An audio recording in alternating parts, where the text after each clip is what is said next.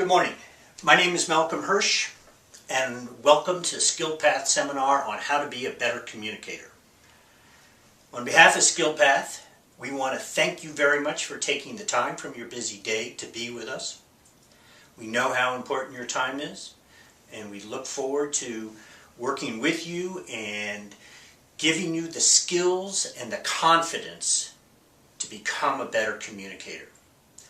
So the first question is, why are we here? Well, we're here because we understand how important interpersonal communications is to helping us achieve our goals, to advance our careers, to widening communications with our family and friends. So we're here because we recognize and we want to expand and enhance our skills. What will we learn today? Well, we're going to learn concepts, we're going to look at theories, but most importantly, we're going to focus on best practices. Best practices as proven by business leaders, professors in universities. These are best practices, and you'll be able to utilize them immediately. Work them into your schedule at home, at work.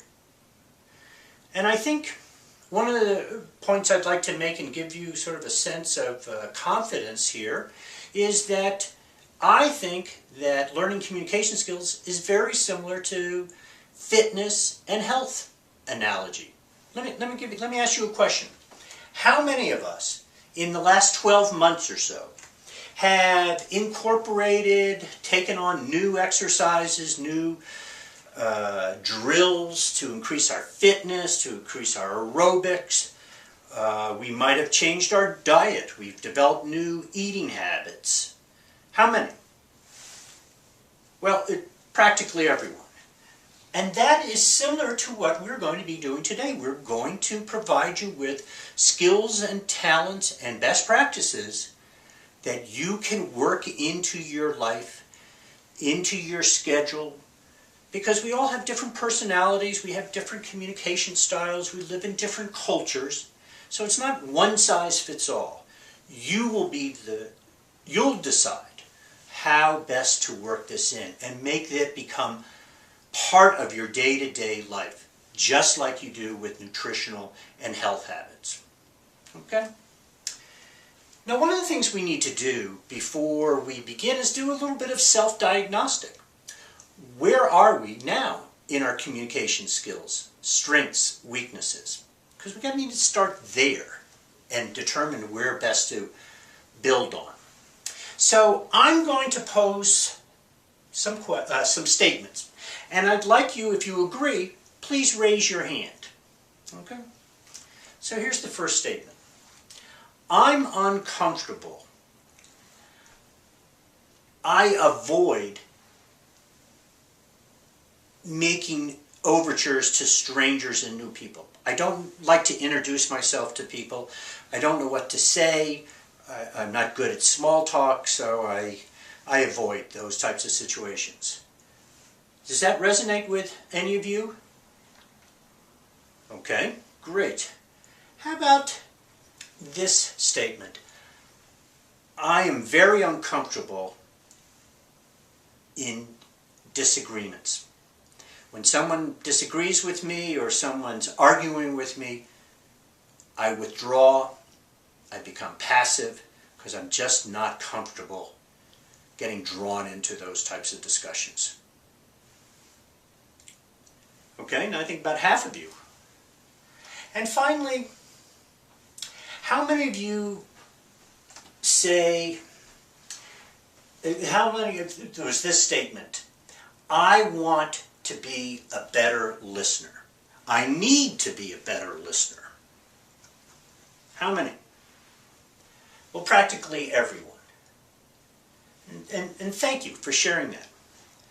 Now, I also would like to say to you, welcome to the club, because your position around these issues is the same as many others, and just like mine. I've had these same ones. And so this might be a good opportunity for me to briefly introduce myself and why I'm here.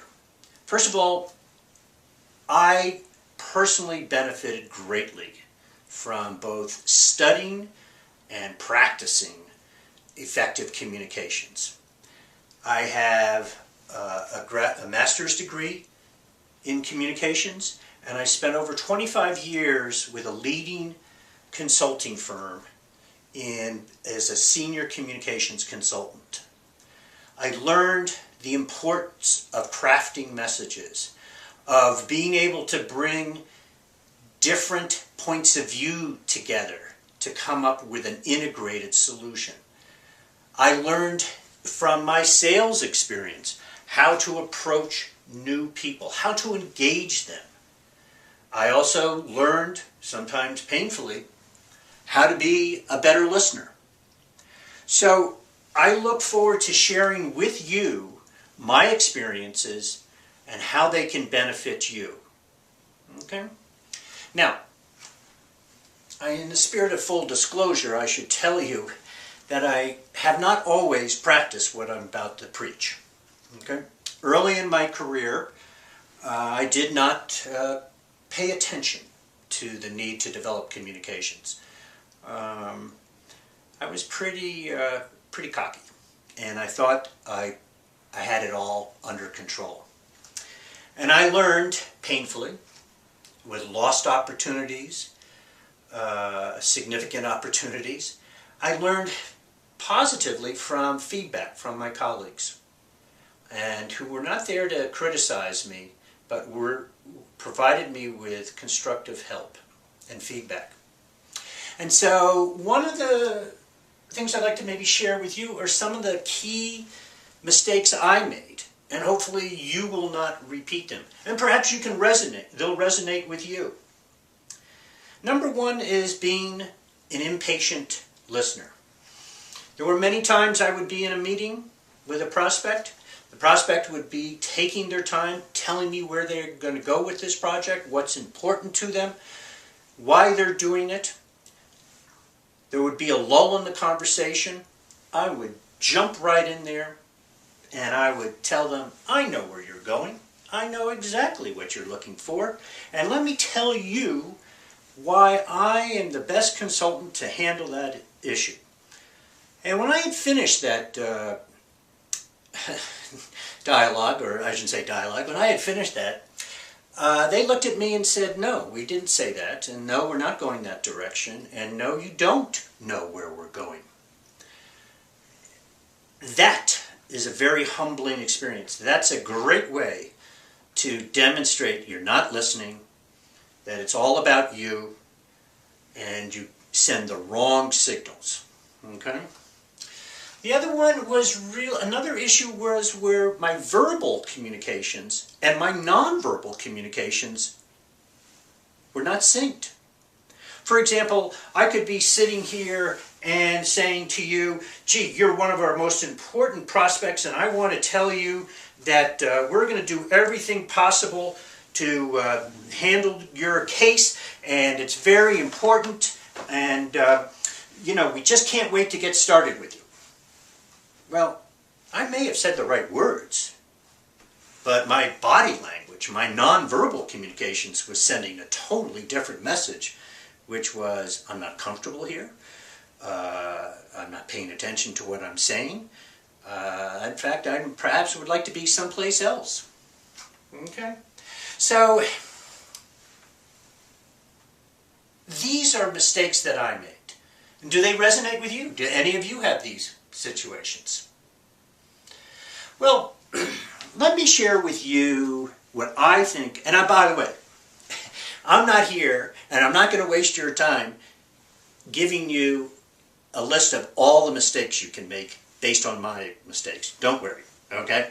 That's not why you're here. We're here to talk about best practices, not worst practices, okay? And best practices, here are, to me, based on my experience, 4 key best practices.